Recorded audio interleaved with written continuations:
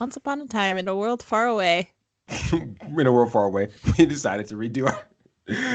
we were small children and we watched children's movies on a regular basis. And now it's present day, wherever we are, and we still watch children's movies, but we also watch other movies. Hey, Malik, this is how we're going to intro today's quick chat. Oh, okay, cool. This is the quick chat version 2.0 we're doing, the much more laid back kind of informal show. So this will be fun. Already off to a great start. So good. Yeah, we tried to record this one back in, what was it, October, September. September.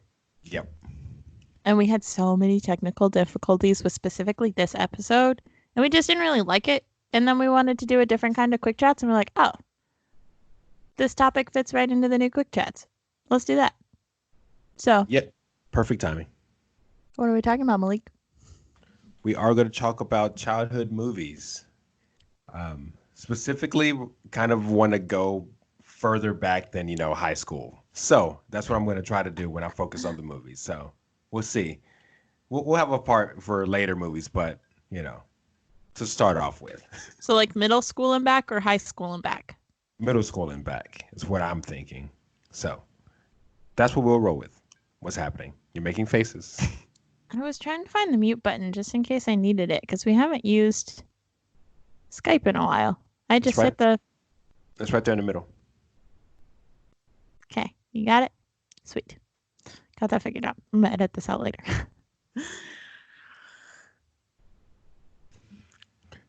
Okay, so movies that we grew up with. Oh, yeah. So, what my first thought was, what was the first movie I even remember watching, right? And for me, it would have to be Lion King. That's the first one I can remember watching. It came out in 92, 93, something like that. I don't know, sometime long time ago. But it's Like the first. watching. Go ahead. But yeah, that's the first one I remember. That one and the Land Before Time movies. Those were all in the same like spot in my brain, in my memory. So that's what I'm going with. Are you talking about movies that you watched in theaters or just watched period first one you remember? Just watch period because we didn't really go to the theater that much when I was younger. Mostly when theater time was when I could go take myself and didn't have to go with my parents. So Oh. The first movie I remember watching in theaters was The Lion, the Witch, and the Wardrobe. And I thought Lucy Pevensey, is that the last name? Pevens? Oh I man, I don't can't know. remember now. I've seen Anyway, them, but I don't remember. I adored her. And she was my hero of all time because I was like, she's just the greatest little child ever. And I felt like I was her. That's the first See, one I remember in theaters. I don't remember the first movie I ever watched. It was probably a VeggieTales movie.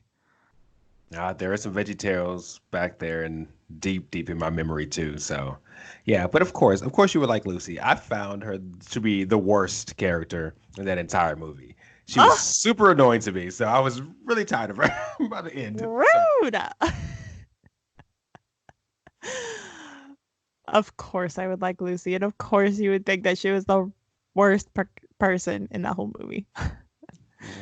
I think it's from the function of being the oldest in my family. Which I think when I saw that, I don't know if Tim was even born yet. So I'm like always near the bottom. And so I related to younger kids. But what's his face? Edmund. I thought he was the worst character in the world. I was like, he is just a terror. You know what? I stand corrected. At least Lucy turned out to be useful. That's right.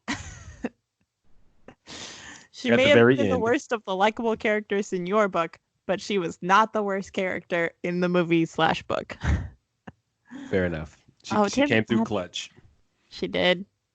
I mean, she introduced them to that whole world. It was her fault they even found Narnia. Accidental troublemaker. Maybe that's why I related to her. um. Oh, I had to be older than 6 because All right, Tim had to have been born because I had to be older than 6 because I read that book before we watched the movie. So I was probably like 7 or 8. Is that a book you Makes read sense. in first or second grade? Well, you could. I'm not sure that many kids are. I think I did. I think that was the first movie I ever saw that was based on a book that I had read too. But I think the first movie that I can remember loving as a kid was Balto. Balto. Not a bad movie. Not a It bad was movie so at all. good. And now I still have such an affinity for Huskies because of Balto. He Completely saved reasonable. everybody. That everybody, is that how we're gonna go with that? I was gonna say the town, and I was like, nah, it's got to be bigger than that. Everybody. He saved Ev- everybody. Everyone got saved. Got it. He's the hero we all needed. Do you Yeah. still like Lion King? Oh yeah. It is still my favorite animated movie. It is still at the top. Everything else is second, somewhere second. Toy Story is probably Toy Story 1 is probably the closest to it in my mind. But as far as animated goes, Lion King is still at the tippy top. Everybody else is playing second fiddle to that movie for me. So, Do you and it think was that's got because that's one of the first movies you remember, or do you think it's just because it's a solid movie? well when I was younger. Obviously, it was one of the first ones. But I watched it mm, 2 months ago again, the animated one. Right, literally right after we went and saw the live action, we watched the animated right after that movie, and then watched Lion King 2 that same night. So, yeah, I still really love that movie. So there are good, there are other good animated movies, but that's a tall order to live up to. It was a really kind of dark movie though when you go back and watch it. Is. That's one of my favorite movies. That one and Nemo. To hear the like no frills description of what the movie is, and where you take out like every detail and just give like the bare bones. And I think Lion King is like um son is accused of his father's murder in Africa by his uncle and has to fight for power or something. And like you hear it, you're like, he's accused of his dad's murder? What? And he's raised by two strangers who teach Yep, him to be uh a pacifist basically. yeah. Yeah. Yeah. That's I love those. I don't know a better way to refer to those, so I can't look them up. How do you call those? Do you know what I'm talking about? I know what you're talking about. Can describe them to save my life on the so don't go look it up now. We'll look it up later. I want to look it up now. Um, yeah, that's a good movie. I always loved Timon and Pumbaa better than anything else, though. I always loved the secondary characters. I'm like, I could care less about the rest of the movie. So when they made it 2.5 for that, I was so excited because I was like, it's just a movie about Timon and Pumbaa. Awesome. It's liking 1.5. 1.5. I'm sorry. Just so you As know. soon as I said it, I was like, is that? I don't know if that's right. Thank you for correcting me. Oh, you're fine. Liking 1.5. They were just such solid secondary characters. The rest of the movie is pretty golden too. And they have golden secondary characters. I feel like a lot of movies they just have good secondary characters. Or some movies have crappy secondary characters. And you're like, I don't it makes or breaks a movie sometimes. Even in the live action, they were great secondary characters. Probably my favorite part, to be honest. So I haven't seen the live action one yet. Are we calling it live action? Live animation? that's the best way we're going to describe it. I don't getting into the nitpicky details of it. Yeah, I've just not going to do it. What? Oh man. We went to the theater recently and they were showing previews for some movie with a dog in it. Um, oh, it's like a some book that's or some movie that's based on a book with like Harrison Ford in it. Um, I don't remember what it's called, but the dog is animated. And I think if The only reason you should have an animated animal in a live action movie is if the animal is going to speak. Otherwise, why are you not using a real dog? I don't understand. I genuinely do not understand why they made this decision. And it looks so bad. Because it's probably going to be bad, honestly. Oh, and I'm so scared that everybody's gonna be like, Janelle, this is such a good movie. You have to come watch it with us. And I'm like, I can't sit and watch an animated dog play alongside Harrison Ford.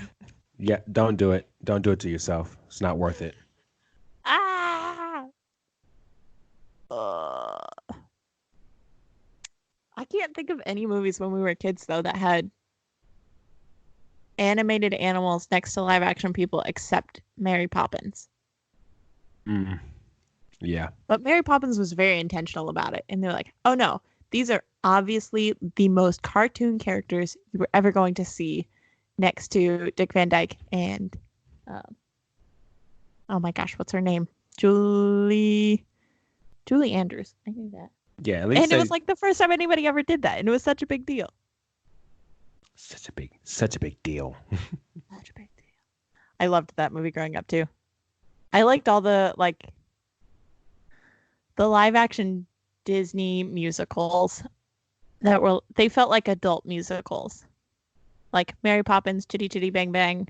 Ones that like had adults and small children. I did not like the teenage movies. Like High School Musical was not my thing.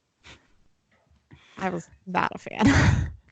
Yeah, don't really blame you on that one. Don't really blame you at all. And like the other Disney Channel movies, like the Even Stevens movie and yeah, anything that had to do with like a teenager.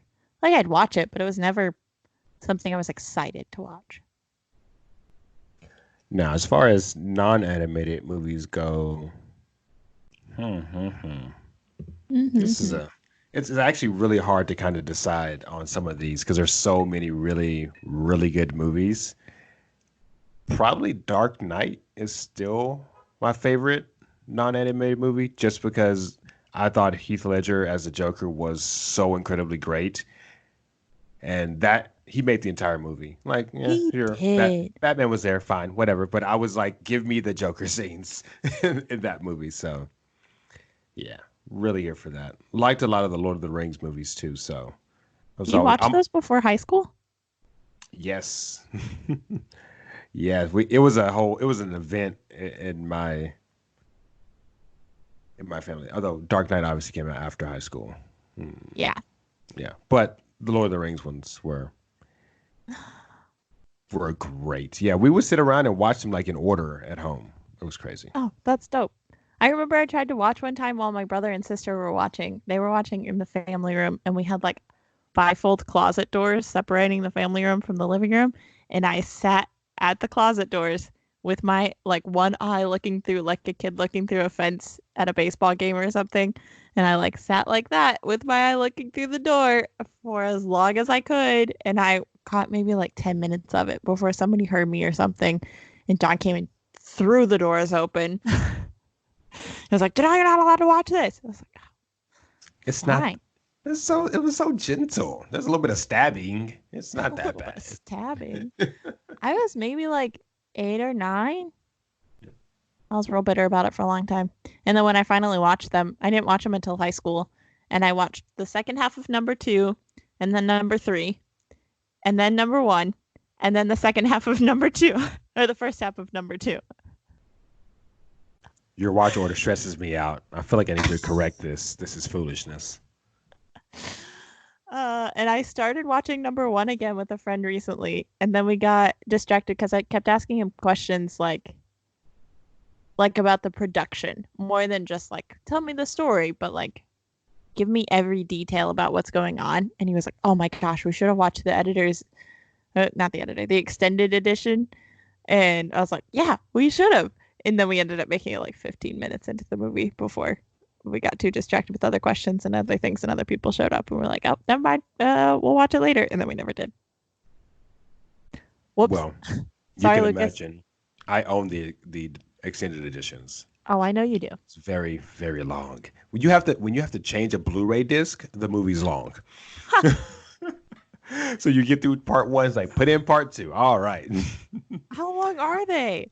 Oh yeah. I couldn't even tell you, but they're at least an extra 45 minutes a piece, at least. Okay. But it fills in a lot more detail. So a lot of things make way more sense Right. as you go further into the movies, especially. So that makes them about 4 hours then, give or take. Yep. Yep, at the shortest. I thought I heard one of them was like 6 hours. I think the third one, director's cut's pretty long. I can look at the runtime. Mm. Hold on. I'm trying to think, like all the non-animated movies I saw when I was a kid were like old movies, like not old movies, but like Herbie Fully Loaded. Like everybody else watched. I actually think I had that backwards. Herbie the Love Bug is the one I watched growing up. It wasn't until I was like junior high or high school that I finally watched Herbie Fully Loaded, which is the one with what's her face, Lindsay Lohan. But I watched the other one that was from like 1968 or something. And that was just my whole life growing up was watching all the very old versions of movies. And you know what? I loved it, and I still do. And I enjoy having classic movies in my personal collection greatly. Ooh, my favorite movie. Go ahead. You're pretty excited. Go ahead. My favorite movie of all time is so cheesy. And the whole part was basically written for this specific actor, but it's The Secret Life of Walter Mitty with Danny Kaye from 1954. I think I'm probably totally wrong on that date. Um, but that is my all-time favorite. And nobody else has ever seen it. And I say, "Oh, The Secret Life of Walter Mitty." And they're like, "Oh, the one with what's his name? The Office? Michael Scott. What's his real name? I'll talk about Steve Carell. Steve Carell. Is it him? No, I'm not sure. Maybe it's somebody else." Anyway, the new one that came out in like 2017, which is also good, but my all-time favorite was Danny Kaye because he just improvs so much of it, and they just give him scenes where he's like imagining stuff just so he can be goofy, Wow. and it's great. There's so many noises outside of my room right now. Someone's trying to get you. It's fine. The other day I was walking. There are two paths to get from one side of the library to the other. Well, technically three, four paths. And I passed the first one, and then I was getting up to the next two that were like alongside the river, and there were people on bikes on the first one that I passed. I was like, I'm not going to take that one because there are people on it. And then I was like, but I want to walk along the river, so I'm not going to take the one in front of the library. I'm going to take the one between the library and the river. And then I started walking down, and I was like, oh shoot, if somebody did try to come out and get me right here, I genuinely do not think I would be able to defend myself. Like, I'm carrying my heavy backpack, and I was like, I know you're supposed to like gouge their eyes out or something if someone comes and tries to attack you, but I don't think I could do it. Oh gosh. Okay, look. No more weird paths, please. No more weird paths. But it's by the river, and it's really pretty, and I wanted to walk by the river on such a nice day. Uh-huh. I hear you. It No wasn't more. dark. You were not prepared to defend yourself. I like pulled my keys out and had like the point of the key in between my knuckles so that if somebody came, I could just like hit them with my keys. And then I felt too bad about it, and so I moved them to the other hand. Okay. You were not allowed to walk anywhere anymore, apparently. Uh, Cannot believe you. All right, we're putting a GPS tracker on Janelle. Because clearly she can be trusted with her own safety and her own moving around. okay, all of my self-defense. This is genuinely the way that I intend to respond if anyone ever does try to attack me. Is I'm going to take the scene from one of my other favorite movies when I was a child, Miss Congeniality, where she is she has her talent of like making music on water glasses or whatever, and the girls drink them, so she has to come up with a different talent. She's an FBI agent, so she knows how to defend herself, and she's been working with these girls who don't know how to defend themselves, so she's like, I'm going to make this a teaching moment. So she goes out and she shows everybody how to defend themselves, and the last one she does, She says, if somebody comes up from behind you, just remember to sing. And then she demonstrates on her friend, and she uses her elbow for all of these. She says solar plexus, instep, nose, groin. And so she's just like smacking her friend from behind with her elbows. And I was like, that's how I'm going to do it. If anybody ever comes behind me, like, I'm sure I can get enough force with my elbow to whack them in the solar plexus and then step on their foot, smack them in the nose, smack them in the groin, and run. At least there is some plan. There is a plan if someone comes and attacks me from behind. Hopefully, so you then got my some boyfriend gave me a execution. plan.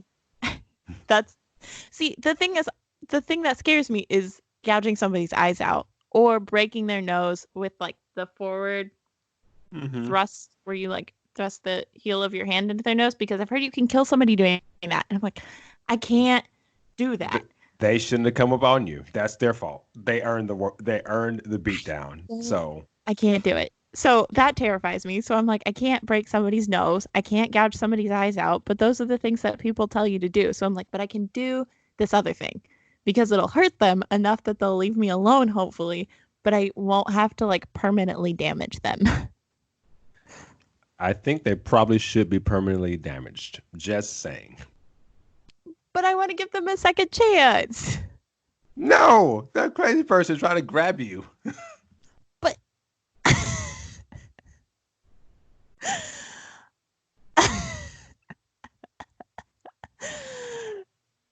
well, okay. So then my boyfriend gave me a game plan for if somebody comes and attacks me from in front of me. To just kick them in the groin as hard as I can, and then hit them in the head with my knee, and then run. That's my plan. So now I have a plan for a frontal assault and an attack from behind. So I'm good. As long as the, huh? I at least like the front plan. The back plan, I don't know about this. It's solid. Go watch that video.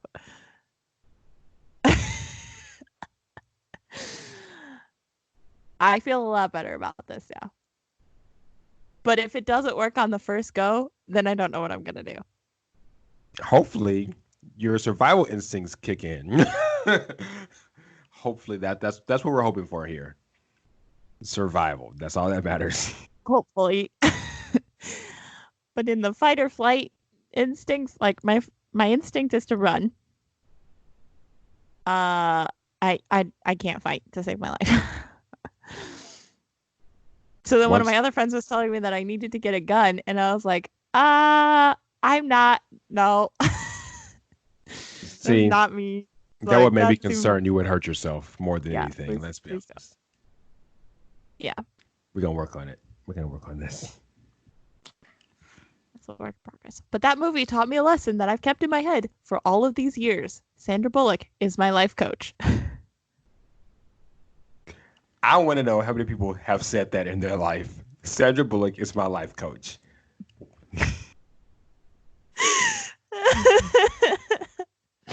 She's so inspiring, though. I love her. She's a gem. She is a national treasure, and she is underappreciated. No matter how much people appreciate her, she's still underappreciated.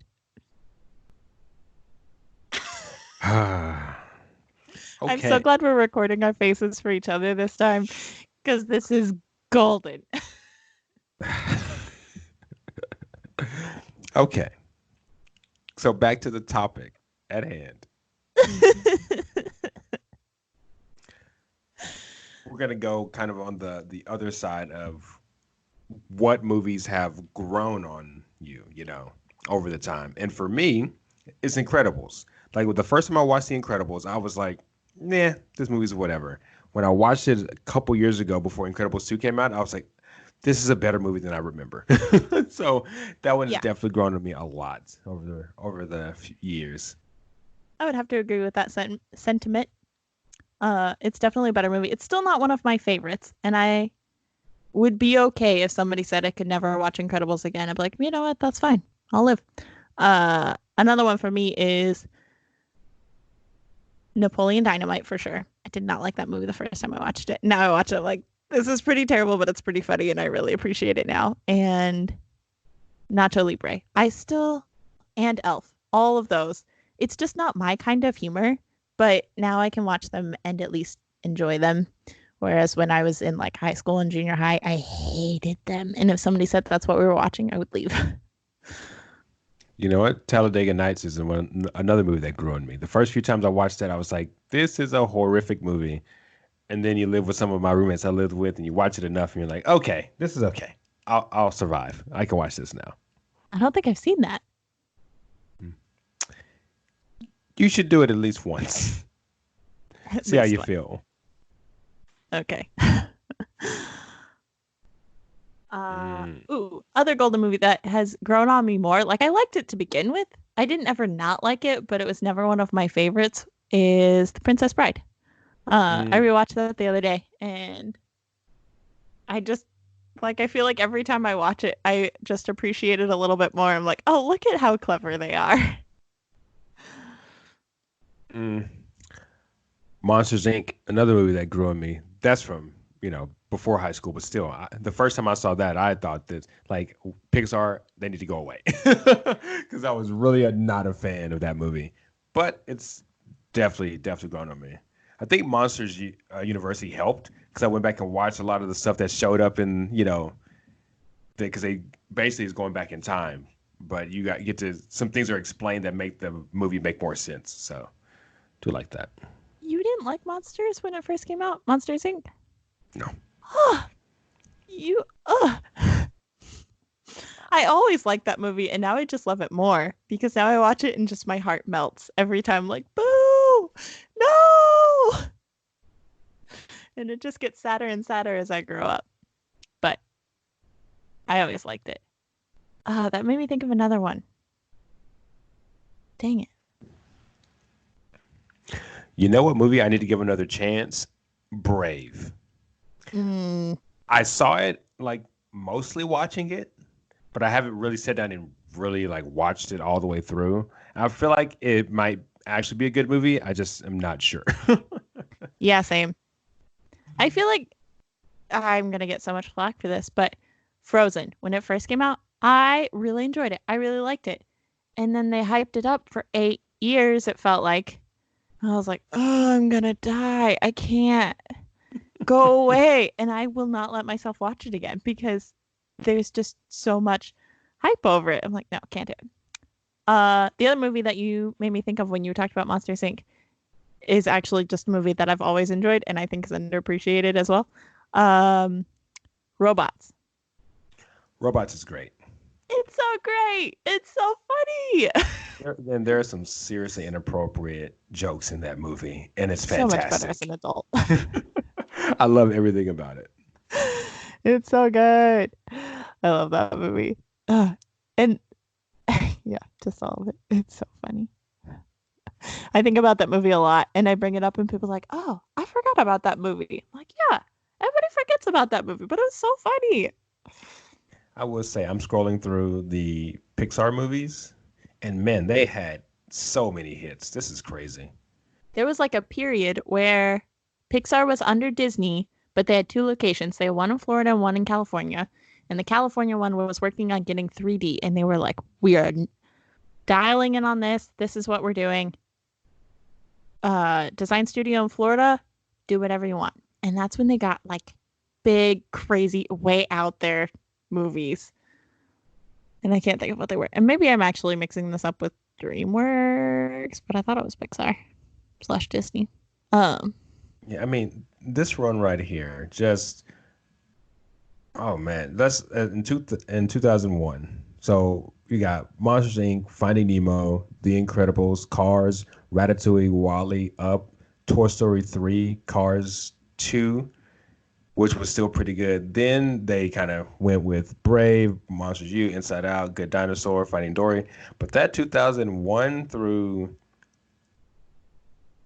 2011 run was wild. They just went ballistic. Yeah, they did a great job. um, oh, movie that I'm looking at this list and remembering, and you said it. movie that I did not like and still don't like from Pixar is Up. I can't stand that movie. I can only watch the first 7 minutes. I tear up a little bit, and I think this is the cutest thing in the world. And then as soon as she dies, I'm done. You know, we all have flaws, so I'm just gonna let you live on that one. That's my flaw. Excuse me, that's your flaw. No, that is definitely your It's flaw. a garbage movie. Mr. Fredrickson is the greatest old cranky old man of all time. He is my favorite. The little kid's kind of annoying, but I'm here for the old grumpy man the whole time. Oh, so great. I he can't was stand. he was so angry all the time until the very end. Made me so happy. Like, I think I could maybe put up with that movie if it was just like them two getting to know each other and it was like an imaginary trip. And I don't know. But the fact that it's supposed to be like, oh, yeah, he really flew away with his balloons and this kid got stuck with him. I'm like, no, my belief is no longer suspended. It's a Pixar movie. They made one about talking toys and talking ants. So Yeah, and I could believe both of those. lunacy, utter lunacy. But the one thing in the Coco, that movie, Oh, I'm mad I waited so long to see it. It's so good oh, so good. because I didn't watch it in theaters. Like it was out of theaters by the time I cared, and then I watched it at home, and I was like, oh wow, this would have been even better on a giant movie screen. Oh, so good. That's one that I think places like Alamo Drafthouse or something should do every year around Halloween, like on Day of the Dead. They should play that movie and have a sing along or something. Like I would love that, even though we don't have Alamo Drafthouse up here. Like, yes. What do y'all have up there? If you find out, let me know. Because some days it feels like nothing. Mm. I went to a fast food chain that is more popular on the West Coast the other day. And I was like, this isn't too bad. And I finished and I was like, I just want Whataburger though. What place did you go? I'm curious. Carl's Jr.'s. Oh, yeah, you kind of just want Whataburger. Yeah, Yeah. yeah. Like it was okay, but like and then I was kind of hoping it would be like Raisin Cane's. Because I just got like chicken strips and I got like their fry sauce and they had relish in the fry sauce. It was so weird. I do not appreciate that. But it's that or Wendy's or McDonald's or Jack in the Box. Okay, I'll give Jack in the Box credit for something. They will throw anything against the wall at that place, and most of it is pretty good for fast food. I've had so many bad experiences with Jack in the Box in Texas that I won't even try it up here. See, I go for all the crazy stuff. Like the normal menu stuff has been a little flaky for me. But if it's like one of their like $5 munchie box thingies that are just potatoes and chicken and cheese, just drizzle. Oh yeah, that's what I'm here for. Jack in the Box, though, it's normally actually their service that has just been so awful so many times at so many different Jack in the Boxes. Oh, we also have Arby's. I'll go there, but it's like a 15-minute drive, which seems way out of the way when everything else is like 5. Yeah, Arby's may not be the best to say. All right, I'm going to triple my drive time to go to Arby's. Yeah. No thanks. Special And if I occasions, man. time it right, the thing is, there's like a local place here that's a drive-in. Oh, we also have Sonic, but I don't ever go there and either. The only place I ever go is Wendy's. um, but I like to go. There's a local drive-in place called Pete's, and I like to go there. And their service is pretty okay. Sometimes it's really slow. Um, but I have to time it right because their hours are so weird sometimes. Like I want to go at 9 o'clock and they're closed. I don't know how y'all make it there with these weird closing times of places. It doesn't make any sense to me. I don't know, to be perfectly honest. I don't know. There's a new coffee shop that's opening up, it looks like. And guess what their hours are? 7 to 3. So now I have 7 to 3, 8 to 4, and 8 to 3? Question mark. Nobody really knows what that coffee shop's hours are right now. So basically that coffee shop, the 7 to 3, is basically like a late or open donut shop. Yeah, It's like except I if you don't think they take have donuts. yeah, you just take the donut shop hours and shift them a couple, and it's like bam, this is what we got. We want this crowd. That's annoying, Yeah. but it's okay. Anything else you want to say about movies? No, this has been the perfect kind of quick chat. I feel this is what we're gonna do. I'm here for Yes. it. Just be random. It's fine. No one cares. All right. You know where to find us next time, guys. Bye. See ya.